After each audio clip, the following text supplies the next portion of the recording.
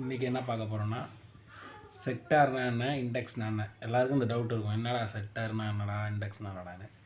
ஒன்றும் இல்லை. செக்டாருங்கிறது ஒரு ஒரு தொகுதியாக பிரிச்சுருப்பாங்க. இப்போ எப்படின்னா, எஃப்எம்சிஜிங்கிறது ஃபாஸ்ட் மூவிங் கன்சியூமர் குட்ஸு. அப்படின்னா இந்த பேஸ்ட்டு, ப்ரெஷ்ஷு, அது மாதிரி டெய்லி யூஸ் பண்ணுறோம்ல, பால், இது எல்லாமே எஃப்எம்சிஜியில் வரும்.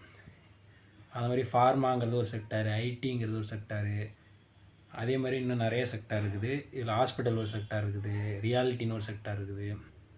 இந்த மாதிரி கேட்டகரி வைஸாக பிரிச்சுருக்கிறது தான் செக்டாரும்பாங்க.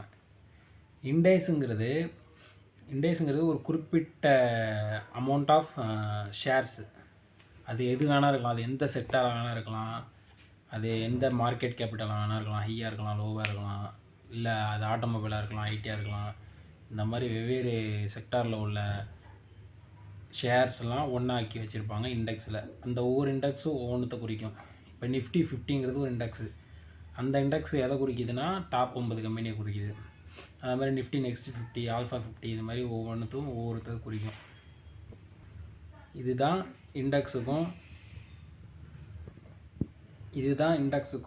செக்டாருக்கும் உள்ள வித்தியாசம்.